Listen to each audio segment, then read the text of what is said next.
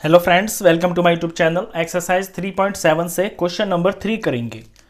The length, breadth and height of a room are 285 centimetre, 675 centimetre and 450 centimetre respectively. Respectively का मतलब यहाँ ये होता है, जैसे यहाँ लेंथ लिखी हुई है ना पहले, तो पहला नंबर लेंथ का है तो लेंथ 825 सेंटीमीटर है। दूसरे पे ब्रेड्थ लिखा है तो ब्रेड्थ यहाँ पे 675 है। तीसरे पे हाइट लिखा है तो जो तीसरा नंबर है वो हाइट के लिए 450 सेंटीमीटर। तो एक कमरे की लेंथ, ब्रेड्थ, हाइट दे रखी है ये तीनों। Find the longest tape which can measure the 3 dimensions of the room exactly. तो सबसे बड़ा टेप यानी वो सबसे बड़ा टेप बताइए जिससे इस कमरे की लेंथ, ब्रेड्थ, हाइट को हम एग्जैक्टली नाप सके। अब देखिए यहां पे वर्ड आ गया है लॉन्गेस्ट, और मैंने बताया जब भी क्वेश्चन के अंदर आपका कोई ऐसा वर्ड आ जाए जिसका मतलब आ रहा हो बड़ा, तो लॉन्गेस्ट का मतलब सबसे बड़ा। तो जब सबसे बड़ा आ रहा हो तो आपको HCF निकालना है। अगर क्वेश्चन के अंदर कोई ऐसा वर्ड आ रहा हो जिसका मतलब होता है छोटा, तो वहां पे आपको LCM निकालना होता है, क्योंकि L फॉर लोवेस्ट होता है। तो बेसिकली यहां पे हमें इन तीनों का HCF निकालना है।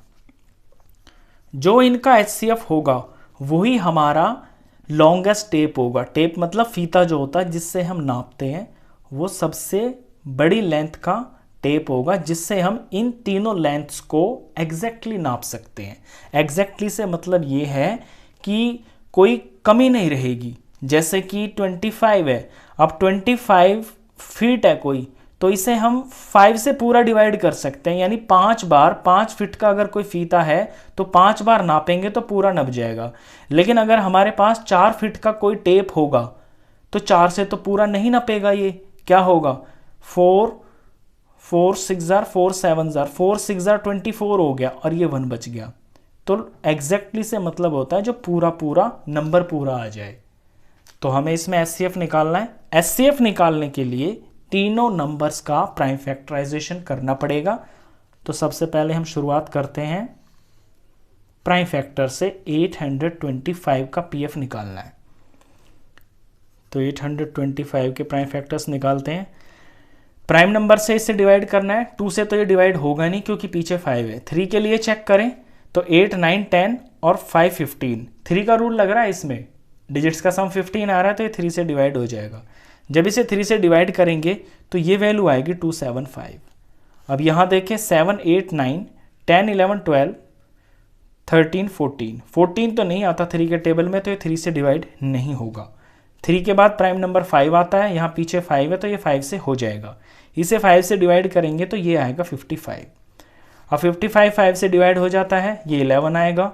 11 प्राइम नंबर है, 11 से ही डिवाइड होएगा। 11 1 जार 11। तो 825 के जो प्राइम फैक्टर्स हैं ये आए हैं 3 × 5 × 5 और × 11। दूसरा नंबर उठाते हैं 675। अब 675 के प्राइम फैक्टर्स करते हैं, तो 2 से इसे चेक करें तो पीछे 5 है, 2 से तो ये होगा नहीं। 3 के लिए डिजिट्स का सम करना पड़ता है। 13 हो गया, 6 और 7 और 5 18 हो गया। 18 3 के टेबल में आता है तो ये नंबर 3 से डिवाइड हो जाएगा। इसे 3 से डिवाइड करेंगे तो 225 आएगा। यहाँ डिजिट्स का सम 9 आ रहा है तो ये भी 3 से डिवाइड हो जाएगा। 3 से डिवाइड करेंगे ये 75 आ जाएगा। इनके डिजिट्स का सम 12 आ रहा है, ये भी 3 से डिवाइड हो जाएगा तो 25 आ जाएगा। इनके डिजिट्स का सम 7 आ रहा है तो ये 3 से डिवाइड नहीं होगा। इसके बाद 5 आता है तो पीछे 5 है तो ये तो 5 से डिवाइड होगा। तो 5 5 = 25 और 5 5 से ही डिवाइड होता है, 1 आ गया। ये इसके प्राइम फैक्टर्स आ गए हैं 3 है, 3 × 3 × 3 × 5 × 5। तीसरा नंबर है 450। अब 450 के प्राइम फैक्टर्स निकाल लेते हैं। तो 450 को हम 2 से शुरू करेंगे और 2 से ये हो जाएगा क्योंकि पीछे 0 है।